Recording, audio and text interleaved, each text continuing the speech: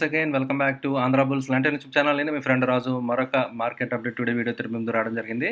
So ఈరోజు మార్కెట్స్లో చాలా మ్యాసివ్ యాక్షన్ అనమాట అండి. సో మీరు చూస్తే కనుక ఒక మంచి వండర్ఫుల్ గ్యాప్ అప్ తోటి చాలా పాజిటివ్గా ఆప్టిమిస్టిక్గా మార్కెట్ ఓపెన్ అవ్వడం జరిగిందనమాట అండి. సో మధ్యలో విత్ ఇన్ ఇంట్రాడే సో కొంచెం సెల్లింగ్ ప్రెజర్ వచ్చినప్పటికీ it should be able to bounce back. So మళ్ళీ మంచి రికవరీ వచ్చిందనమాట అండి. సో ఆల్ టైమ్ హై అంటే నిన్న ఏదైతే గ్యాప్ ఉందో ఆల్మోస్ట్ గ్యాప్ కూడా ఫిల్అప్ చేస్తుందా అన్నట్టుగా.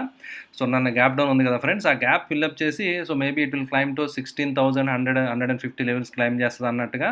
సో ప్రైస్ యాక్షన్ డెవలప్ అవుతున్న టైంలో సో అగైన్ ఆఫ్టర్నూన్ అనమాట అండి. సో అరౌండ్ SBI రిజల్ట్స్ రావడం జరిగిందనమాట అండి. State bank of India results రావడం జరిగింది. And at the same time European markets open అయిన తర్వాతే రావడం జరిగింది.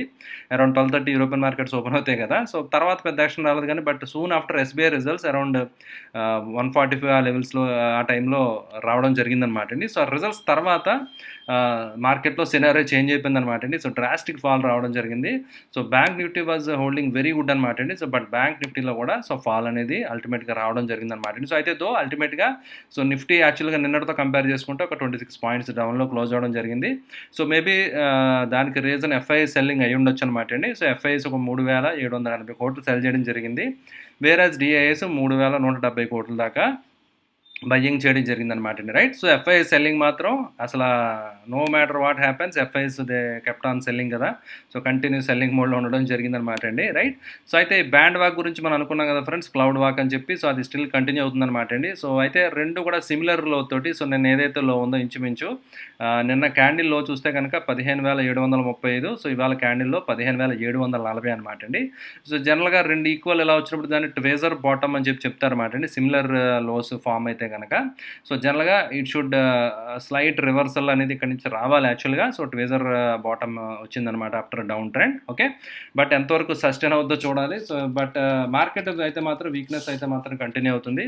సో ఏ మాత్రం కొంచెం చిన్న రైజ్ చిన్న పుల్ బ్యాక్ వచ్చిన ఇమీడియట్గా సెల్లింగ్ ప్రెజర్ అనేది విట్నెస్ అవుతుంది అనమాట అండి. సో నిఫ్టీలో ఇంకా కొంచెం వీక్నెస్ కంపేర్ చేస్తే నిఫ్టీతో పోల్చుకుంటే బ్యాంక్ నిఫ్టీలో వీక్నెస్ ఇంకా కొంచెం ఎక్కువ ఉన్నట్టుగా అనిపిస్తుంది అనమాట అండి. ఇంకా బ్యాంక్ నిఫ్టీలో సో క్లియర్గా డౌన్ ట్రెండ్, ఎందుకంటే సో నిన్నటితో పోల్చుకుంటే ఇంకా లోనే సో బ్యాంక్ నిఫ్టీ క్లోజ్ అవ్వడం జరిగిందనమాట అండి. సో నిన్న క్లోజింగ్ వచ్చి మనకి సో 33,530 కదండి. సో ఈరోజు 33,121 అనమాట అండి. సో అంటే నిన్నటితో పోల్చుకుంటే సుమారుగా సో 400 పాయింట్స్ కిందే క్లోజ్ అవ్వడం జరిగింది. అయితే ఓపెనింగ్ చాలా వండర్ఫుల్ ఓపెనింగ్ వచ్చిందనమాట అండి. సేమ్ SBI రిజల్ట్స్ తర్వాత మాత్రమే సో బ్యాంక్ నిఫ్టీలో కూడా సో ఫాల్ అనేది అగ్రెసివ్గా రావడం జరిగిందనమాట అండి. అయితే రిజల్ట్స్ కూడా యాక్చువల్గా చెప్పాలంటే సో మార్కెట్స్లో గొప్పతనం ఏంటంటే సో దాని న్యూస్ని ఎలా తీసుకుంటుంది అనేది అనమాట అండి. సో SBI రిజల్ట్స్ యాక్చువల్గా బాగా వచ్చాయి friends. Okay, SBI results previous ఇయర్తో పోల్చుకుంటే బాగానే వచ్చాయి, బట్ స్ట్రీట్ ఎక్స్పెక్ట్ చేసినంతగా రాలేదని చెప్పి రకరకాల కారణాలు చెప్తూ ఉంటారు కదా. సో రీజన్ ఏంటంటే మార్కెట్ ఎక్స్పెక్ట్ చేసినంతగా రాలేదని చెప్పి so water it maybe so SBI results వచ్చిన తర్వాత పడిపోవడం జరిగిందనమాట. బట్ ఎనీహౌ నిఫ్టీ టెక్నికల్గా నేను ఏదైతే లెవెల్ ఉందో ఆ లెవెల్ దగ్గర ట్రేడ్ అవుతుంది. సో 15,700 లెవెల్ అనమాట అండి. 15,700 అది బ్రేక్ అయిపోతే మాత్రం ఇంకా another round of selling, another round of downfall అనేది మనం చూడడం జరుగుతుంది అనమాట. అయితే కొంచెం పుల్ బ్యాక్ వచ్చి మళ్ళీ అక్కడి నుంచి బౌన్స్ వచ్చే ఛాన్సెస్ ఎక్కువగా కనిపిస్తున్నాయి. సో ఎందుకంటే గ్లోబల్గా కూడా కొంచెం మార్కెట్స్ స్టెబిలైజ్ అయితే సో మన మార్కెట్స్ కూడా స్టెబిలైజ్ అవుతాయి అనమాట అండి. సో అయితే మీరు SBI ఇంట్రాడే చార్ట్ చూస్తే మీకు అర్థమవుతుంది అనమాట. సో ఎందుకు నేను చెప్పాను, థంబ్నెయిల్ చూశారు కదా, రిజల్ట్స్ ఇంపాక్ట్ ఖచ్చితంగా కనిపించింది అనమాట అండి. SBI చూస్తే కనుక so price was very stable. So price చాలా స్టేబుల్గా ఉందన్నమాట అండి. సో మార్నింగ్ ఓపెన్ అయిన తర్వాత అరౌండ్ 470 ఆ లెవెల్లో ట్రేడ్ అవుతూ వచ్చింది. 467 అండ్ 471 ఈజ్ ద హై అనమాట అండి. సో చాలా స్టేబుల్గా మీరు చూడొచ్చు అనమాట. ఇందులో కనుక బొలింజర్ మీరు అప్లై చేస్తే కనుక చాలా స్క్వీజ్ అయిపోయింది అనమాట అండి. సో నేరోగా చాలా ట్రేడ్ అవుతూ వచ్చిందనమాట అండి. సో సడన్గా ఎప్పుడైతే రిజల్ట్ వచ్చిందో ఒక స్పైక్ రావడం జరిగింది. రిజల్ట్స్ అనౌన్స్మెంట్ కామెంటరీ స్టార్ట్ అవుతుంది కదా, ఒక స్పైక్ వచ్చి ఎవరైతే కాల్ సెల్లింగ్ చేస్తుంటారో వాళ్ళందరూ స్టాప్ లాస్ హిట్ అయిపోవడం జరిగింది.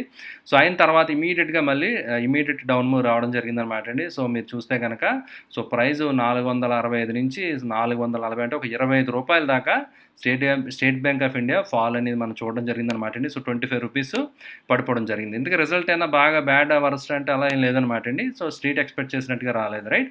అట్ ద సేమ్ టైం చూస్తే కనుక సో టాటా మోటార్స్ ప్రైస్ పెరిగింది. సో ఏంటంటే రీజన్ నష్టాలు తగ్గాయి, యాక్చువల్గా లాభాలు కాదు, కంపెనీ నష్టాలు తగ్గాయి. బట్ మార్కెట్ చీరప్ చేసింది. మార్కెట్ మంచి వాల్యూమ్స్ తోటి ఒక మంచి సపోర్ట్ దగ్గర ఉంది కాబట్టి ఒక మంచి బౌన్స్ అనేది టాటా మోటార్స్లో రావడం జరిగిందనమాట. సో ఇలా ఉంటుందన్నమాట. అంటే మార్కెట్ దాన్ని ఏ విధంగా తీసుకుంటుందని. సో అల్టిమేట్‌గా ఏదేమైనప్పటికీ సో గ్లోబల్ క్యూస్ ఇవన్నీ సిగ్నల్స్ బట్టి సో మార్కెట్‌లో సెంటిమెంట్ ఉండదు ఆటోమేటిక్‌గా. సో ఓవరాల్‌గా సో గ్లోబల్‌గా తీసుకుంటే యాక్చువల్‌గా బానే ఉన్నాయన్నమాట అండి. అట్‌లీస్ట్ దే ఆర్ హోల్డింగ్ అని చెప్పాలన్నమాట. సో నాస్డాక్, డౌ జోన్స్ ఇవన్నీ కూడా. సో మీరు చూస్తే కనుక they are holding. And DAX అయితే యూరోప్ మార్కెట్స్ 1.2% పాజిటివ్‌గా ట్రేడ్ అవుతున్నాయి.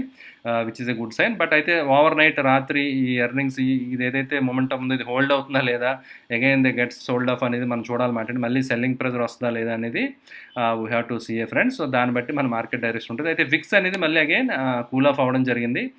ఇంట్రాడేలో యాక్చువల్గా విక్స్ చాలా కూల్ అయిందనమాట అండి. సో మంచి మొమెంటమ్ వచ్చింది కదా, but again slightly towards end of the day మళ్ళీ ఒక 3 పాయింట్స్ దాకా మళ్ళీ విక్స్ అనేది రైజ్ అవ్వడం జరిగింది. బట్ ఎనీహౌ ఓవరాల్గా అట్ ప్రెజెంట్ విక్స్ అయితే కొంచెం కూల్ అవుతా ఉందన్నమాట అండి. So that is also good sign. అంటే కొంచెం స్టెబిలిటీ ఉందో, అంత ప్యానిక్ అయితే లేదని చెప్పి మనకి ఇండికేట్ చేస్తుంది అనమాట అండి, రైట్. సో ఓవరాల్గా సో అయితే ఈరోజు స్టాక్స్ నేను చూసాను అనమాట అండి, ఏమైనా షేర్ చేద్దామని చెప్పి. బట్ అయితే నథింగ్ అంటే అంత అట్రాక్టివ్గా అనిపించలేదు అనమాట అండి. ఎందుకంటే సో అట్ ఈచ్ బౌన్స్ ఏదైనా చిన్న బౌన్స్, చిన్న రికవరీ స్టాక్లో వస్తే ఇమీడియట్గా it is getting the sold of అనమాట. సెల్లింగ్ ప్రైస్ ఇమీడియట్గా రావడం జరుగుతుంది కదా. సో మళ్ళీ ఆ ప్రైస్ షేర్స్ అవి పడిపోతున్నాయి కాబట్టి సో బెటర్ స్టే అవే అనమాట అండి సాధ్యమైనంత వరకు. అంటిల్ అన్లెస్ అంటే లైక్ మీరు ఒకవేళ బాగా లాంగ్ టర్మ్ ఇన్వెస్టర్ ఇక్కడ నుంచి ఒక 20% 15% పడిపోయినా కూడా మీ షేర్ ప్రైస్ మీరు హోల్డ్ చేయగలరు. You can okay. So you can feel okay comfortable అంటే మాత్రమే మీరు బయింగ్ చేయాలి ఇప్పుడున్న మార్కెట్ అయితే మాత్రం, right.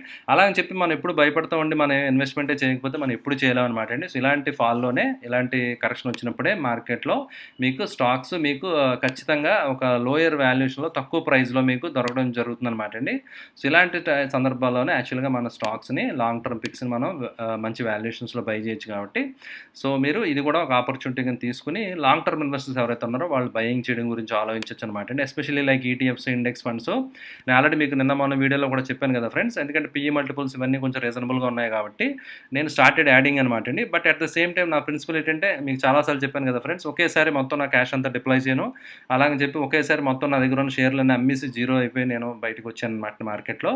I will be there in the market always. అంటే ఫుల్ ప్లెడ్జ్డ్గా 100% వెళ్ళిపోకుండా సో ఐ విల్ వెయిట్ అనమాట. ఒకవేళ ఏదన్నా మళ్ళీ డిప్ వచ్చి మళ్ళీ ఏదైనా సినారియో మారి, రైట్, సో కంటిన్యూ ఫాల్ ఏదైనా మళ్ళీ వస్తే కనుక again I have still I keep my powder dry అనమాట అండి. సో మళ్ళీ ఇమీడియట్గా నేను కావాలంటే యాడ్ చేసుకోవచ్చు అనమాట ఫ్రెండ్స్. సో యాడ్ చేసి మళ్ళీ బెటర్ యావరేజ్ అనేది ఇంకా ప్రైస్ మనం చేయొచ్చు. ఒకవేళ వెళ్ళిపోయినా నో ప్రాబ్లం, ఆల్రెడీ కొంత పొజిషన్ తీసుకున్నాను కూడా I'm more happy. So and అప్పుడు స్టాక్స్ మూమెంటం బట్టి అప్పుడు మళ్ళీ బ్రేక్అవుట్ స్టాక్స్ వస్తే అప్పుడు అందులో ఇన్వెస్ట్మెంట్స్ అప్పుడు మన మార్కెట్ డైరెక్షన్ బట్టి చేయొచ్చు అనమాట అండి.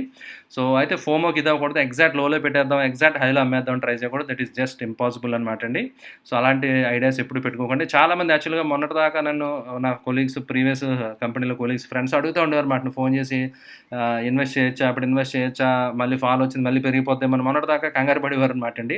అయితే నేను వాళ్ళకి ఎప్పుడు ఒకటే సజెస్ట్ చేసి ఉండే ఏంటంటే జస్ట్ మీ దగ్గర ఉన్న దాంట్లో 15-20% మాత్రమే ఇన్వెస్ట్ చేయండి అని చెప్తే వాళ్ళకి ఒక్కోసారి మళ్ళీ మార్కెట్ రికవరీ అయినప్పుడు నచ్చింది కాదు, ఇదేంటి మంచి మిస్ అయిపోయాం ఆపర్చునిటీ రాజు, నువ్వు ఓన్లీ తక్కువ పెట్టమన్నావు అని చెప్పి అనేవారు అనమాట అండి. ఇప్పుడు నేను ఎందుకు చెప్పానో they might have realised friends. ఎందుకంటే ఒక్కోసారి ఫాల్ వచ్చినప్పుడు ఇలా అగ్రిగేట్ అయినప్పుడు ఫాల్ ఏంటంటే కంటిన్యూ అయిపోయింది అనుకోండి, సివియర్ ఫాల్ వచ్చినప్పుడు మన దగ్గర లిక్విడిటీ క్యాష్ లేకపోతే మనం యావరేజ్ చేయలేం అనమాట, రైట్. సో వాళ్ళు అడిగిన లెవెల్స్ కంటే 15-20% లోలో దొరుకుతున్నాయి చాలా స్టాక్స్ అనమాట అండి. Now they can add happily, ఇప్పుడు యాడ్ చేయొచ్చు అనమాట. అయితే ఇప్పుడు యాడ్ చేయడానికి ఫీర్ ఇంకా లో అవుతుందామే అప్పుడు కొందాలి అని చెప్పి వెయిట్ చేస్తూ ఉంటారు. సో పెరుగుతున్నప్పుడేమో ఫోమో, తగ్గినప్పుడు ఫియర్. సో ఇలాగేంటంటే మన సైకాలజీ అనేది చాలా చాలా ఇన్ఫ్లుయెన్స్ చేస్తూ ఉంటుంది. సో దానివల్ల మన సైకాలజీ ఇంప్రూవ్ చేసుకుని స్లోగా మన ఎక్స్పీరియన్స్ గెయిన్ చేస్తూ ఉంటే ఇన్వెస్ట్మెంట్స్లో మన మార్కెట్స్లో, so then only we can be a profitable trader or investor అనమాట అండి, right. So coming to sector rotation, ఈరోజు సెక్టర్ రొటేషన్ చూస్తే కనుక సో ఆటో అనమాట అండి. So auto is the leader of the board. So auto బాగా outperform చేయడం జరిగింది, అరౌండ్ 2.4% దాకా పెరగడం జరిగింది. సో ఆటో ఇండెక్స్ అనమాట. తర్వాత ఎఫ్ఎంసీజీ, ఫార్మా ఇవన్నీ డిఫెన్సివ్స్ కదా. అండ్ మిడ్ అండ్ స్మాల్ క్యాప్స్లో మీరు చూడొచ్చు అనమాట అండి. సో దే అవుట్ పెర్ఫార్మ్డ్ అనమాట అండి. So which is somewhat okay, somewhat good sign అనమాట. ఎందుకంటే బాగా బీట్ అండ్ డౌన్ కదా, సో లైట్ రికవరీ అనేది రావడం జరిగింది. బట్ ఇది నమ్మడానికి లేదనమాట ఫ్రెండ్స్. ఎందుకంటే సో ఒకవేళ మార్కెట్ కరెక్షన్ కంటిన్యూ ఇలా ఉంటే మాత్రం నిఫ్టీ కంటే ఎక్కువగా మిడ్ అండ్ స్మాల్ క్యాప్సే జనరల్గా ఎక్కువ ప్రెజర్కి లోనవుతాయి అనమాట అండి. రైట్. సో అయితే ప్రీవియస్‌గా ఏదైతే బేర్ మార్కెట్స్‌లో చూసామో అంత సివియర్ ఫాల్ అయితే లేదు. So mid and small caps కూడా కొంచెం రీజనబుల్‌గా బానే హోల్డ్ అవుతున్నాయి అనమాట అండి as of now. Right. So ఎందుకంటే అంత పానిక్ అయితే అంత మొత్తం అమ్ముకొని వెళ్ళిపోయాల్సిన పరిస్థితి అయితే లేదని నా ఒపీనియన్ అనమాట అండి. అందుకే నేను స్లోగా I started buying and I started accumulating quality stocks like HDFC bank, Bajaj finance ఇలా కొన్ని స్టాక్స్ ఉన్నాయి కదండీ! కొంచెం ప్లస్ ఈటీఎఫ్స్. రైట్. సో అలాంటివి నేను యాడ్ చేసుకుంటున్నాను అనమాట ఫ్రెండ్స్. రైట్. సో అలాగే మీరు కూడా ఇంట్రెస్ట్ ఉంటే కనుక సో కొంచెం వాల్యుయేషన్స్ బాగున్నాయి కాబట్టి so slowly you can plan అనమాట అండి. సో మీరు చూస్తే కనుక ఓవరాల్గా లీస్ట్ పెర్ఫార్మింగ్ సెక్టర్ వచ్చి మెటల్ ఇండెక్స్ వన్స్ అగైన్ మళ్ళీ 2% ఈరోజు పడిపోవడం జరిగిందనమాట అండి కంటిన్యూగా. సో మెటల్ ఇండెక్స్ కొంచెం commodity cycle plus dollar cost averaging అంటారు మేడం. సో డాలర్ కాస్ట్ యాక్చువల్గా మీరు చూస్తే కనుక డాలర్ బాగా స్ట్రెంత్ అయిపోయింది కదా ఫ్రెండ్స్. డాలర్ మీరు చూస్తే కనుక చాలా హిస్టారికల్ హైకి వెళ్ళిపోయినట్టుగా వెళ్ళిపోతుంది అనమాట అండి, which is not at all a good sign అనమాట అండి. సో ఎకానమీస్కి కొంచెం ఈ డాలర్ అనేది ఖచ్చితంగా దాని ఇంపాక్ట్ ఉంటుంది అనమాట అండి. సో అందువల్ల అది దానివల్ల కూడా సో మన మార్కెట్స్ యొక్క రియాక్షన్ ఉంటుంది. ఎందుకంటే సేఫ్ అసెట్ కింద చాలామంది ఏంటంటే సో బెస్ట్ ఇన్వెస్ట్మెంట్ కింద డాలర్ వైపు షిఫ్ట్ అయిపోతూ ఉంటారు అనమాట అండి. Plus exports imports especial businesses ఏవైతే ఉన్నాయో సో కమాడిటీ ప్లే ఉన్నది ఏదైతే ఉందో అవన్నీ కూడా డాలర్ పెరిగినప్పుడు ఎస్పెషల్ ఇంపోర్ట్స్ అవి ఉంటే కనుక ప్రైజెస్ బాగా పెరిగిపోతే కాస్ట్లీ అవుతుంది కాబట్టి. రైట్. సో అది ఇవన్నీ ఇలాంటి ప్రాబ్లమ్స్ రావడం జరుగుతుంది అనమాట అండి. సో మీరు ఒకసారి మనం చూద్దాం ఫ్రెండ్స్. సో డాలర్ చూస్తే కనుక సో డాలర్ చాలా పెరిగిపోవడం జరిగిందనమాట అండి. సో దానివల్ల మీకు ఈ విధమైన ప్రాబ్లమ్స్ రావడం జరుగుతుందన్నమాట అండి. రైట్. సో మీరు చూస్తే కనుక డాలర్ అండ్ ఇండియన్ రూపీ కూడా సో మీరు చూడొచ్చు మన కన్వర్షన్ కూడా చాలా పెరిగిపోతుంది, చాలా అగ్రెసివ్గా ఉంది. కొంచెం ఈ చార్ట్ అవి చూస్తే కనుక అంటే రూపీ బాగా వీక్ అయిపోయింది. సో నేను ఆల్రెడీ మీకు చెప్పడం జరిగింది వై ఆర్బీఐ గవర్నర్ సడన్గా అవుట్ ఆఫ్ నోవేర్ సడన్గా వచ్చి డెసిషన్ ఎందుకు తీసుకున్నారు అనేది నేను చెప్పడం జరిగింది కదా. సో డాలర్ ఇంకా స్ట్రాంగ్ అయిపోతే మన రూపీ ఇంకా వీక్ అయిపోద్ది అనమాట అండి. సో ఎందుకంటే ఎప్పుడైతే ఇంట్రెస్ట్ రేట్స్ హైక్ చేశారో సో డాలర్ స్ట్రెంత్ అవుతూ ఉంటుంది కాబట్టి సో రూపీ వీక్ అయిపోద్ది అనమాట అండి. సో అలాంటి టైంలో మన ఇంట్రెస్ట్ రేట్స్ పెంచకపోతే సో ఇంకా ఎఫెక్ట్ ఉంటుంది కాబట్టి సో ఆర్బీఐ స్టెప్ ఇన్ అనమాట అండి. సో ఇమీడియట్గా స్టెప్ తీసుకుని సో ఆర్బీఐ ఇమీడియట్గా ఇంట్రెస్ట్ రేట్స్ కొంచెం హైక్ చేయడం జరిగిందనమాట అండి. సో చేసినా కూడా స్టిల్ డాలర్ స్ట్రాంగ్ అవ్వడం వల్ల డాలర్ ఇండెక్స్ స్ట్రెంత్ అవ్వడం వల్ల సో డాలర్ ఇండెక్స్ చూస్తే కనుక హిస్టారికల్ హైక్ వెళ్ళిపోతుంది అనమాట అండి, which is not at all a good sign. So ఎప్పుడైతే డాలర్ ఇండెక్స్ ఇలా పీక్ అవుతూ ఉంటుందో సో ఆ టైంలో మార్కెట్స్ పడిపోతూ ఉంటాయి అనమాట అండి. మీరు చూడొచ్చు అనమాట అండి. సో 2020 ఫాల్ కానివ్వండి, సో అంతకుముందు 2018 కానివ్వండి. రైట్. ఆ లెవెల్స్కి వెళ్ళిపోవడం జరిగిందనమాట అండి. సో అయితే హిస్టారికల్గా తీసుకుంటే యాక్చువల్గా మంత్లీ చార్ట్ అనమాట అండి ఇది. ఈవెన్ 120 కూడా వెళ్ళింది. సో అది 2001-2 ఇయర్స్లో అనమాట అండి, విచ్ ఈజ్ వే బ్యాక్ అనమాట అండి, వే లాంగ్ బ్యాక్. సో చాలా కాలం క్రితం అనమాట అండి అది. సో అయితే ఇప్పుడున్న ఇవైతే మాత్రం కొంచెం అలార్మింగ్ లెవెల్స్ అని చెప్తున్నారు అనమాట అండి. సో డాలర్ ఇంత స్ట్రాంగ్ అవ్వడం అంత మంచిది కాదనమాట. రైట్. సో మన especially countries like emerging economies మన ఇండియా లాంటి కంట్రీస్ ఏవైతే ఇంపోర్ట్స్ మీద అవి డిపెండ్ అవుతాయంటే సో డాలర్ స్ట్రాంగ్ అయిపోతే మనకి కొంచెం బర్డెన్ అనేది ఖచ్చితంగా ఉంటుంది అనమాట అండి. రైట్. సో అయితే ఇక్కడ ప్రీవియస్గా 2-3 టైమ్స్ ఈ లెవెల్స్ని తగ్గడం జరిగిందనమాట అండి. ఒకవేళ ఏదైనా కొంచెం ఇందులో రిలీఫ్ వస్తే కనుక ఈ డాలర్ వాల్యూలో ఏదన్నా కొంచెం రిలీఫ్ వచ్చి కొంచెం రికవర్ వస్తే కనుక సో అప్పుడు మళ్ళీ మార్కెట్స్ కొంచెం మళ్ళీ స్టెబిలైజ్ అవ్వి ఛాన్సెస్ ఉంటాయన్నమాట అండి. రైట్. అయితే సర్ప్రైజింగ్ మీరు చూడొచ్చు అనమాట అండి, గోల్డ్ కూడా పడిపోతుంది అనమాట అండి. ఎందుకంటే డాలర్ విపరీతంగా పెరిగిపోతుంది. యాక్చువల్లీ ఇలాంటి అన్సర్టైన్ టైంలో జనరల్గా people try to prefer investing in safe assets like gold అనమాట అండి. సో గోల్డ్ ఇన్వెస్ట్మెంట్ లో ఇన్వెస్ట్ చేయడానికి ప్రిఫర్ చేస్తారు. అందువల్ల గోల్డ్ కొంచెం పెరగడం అనేది జరుగుతుంది అనమాట అండి. అయితే డాలర్ అంత విపరీతంగా పెరిగిపోవడం వల్ల సో మీరు గోల్డ్ కూడా మీరు చూడొచ్చు అనమాట అండి. సో ఇవన్నీ కూడా కొన్ని ఇన్వర్స్ రిలేషన్ కోరిలేషన్ అంటాం అనమాట అండి. సో గోల్డ్ కూడా సో పడుతున్నట్టుగా మనం అబ్జర్వ్ చేయొచ్చు అనమాట అండి. రైట్. సో ఓవరాల్గా సో బాండ్ ఈల్డ్స్ అవి కూడా అంతా కొంచెం సిచ్యువేషన్ డిఫరెంట్గా ఉందన్నమాట అండి. సో బాండ్ ఈల్డ్ కూడా పెరిగిపోతున్నాయి. సో అంటే అందరూ safe investments like especial America US మార్కెట్స్లో యుఎస్ ఎకానమీలో దే ప్రిఫర్ అనమాట అండి డాలర్స్లో ఇన్వెస్ట్ చేసుకోవాలి లేదా బాండ్స్లోకి వెళ్ళిపోదాం అని చెప్పి. ఎందుకంటే అక్కడ interest rates risk free rate of return అంటారు అనమాట అండి. ఇది సేఫ్గా వస్తుంది కదా, సో ఇందులో ప్రిఫర్ చేస్తారన్నమాట. ఈక్విటీస్లోంచి అవుట్ఫ్లో అనేది వెళ్ళిపోవడం జరుగుతుందన్నమాట అండి. రైట్.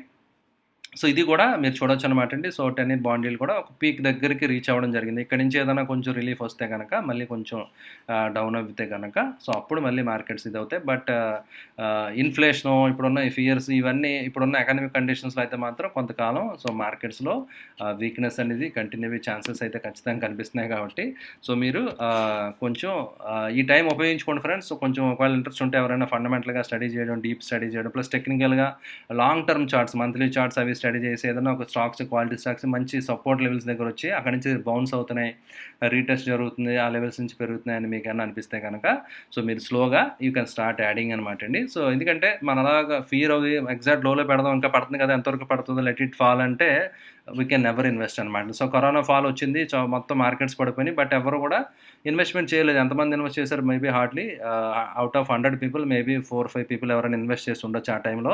సో కానీ తర్వాత మిస్ అయిన తర్వాత once it climbed back to 12,000 and above వెళ్ళిపోతుంటే మాత్రం సో అప్పుడు నెంబర్ ఆఫ్ లక్షల డిమాట్ అకౌంట్లు ఓపెన్ అయిపోయినాయి. సో అందరికీ షేర్ మార్కెట్ మీద సడన్గా ఇంట్రెస్ట్ వచ్చేసింది.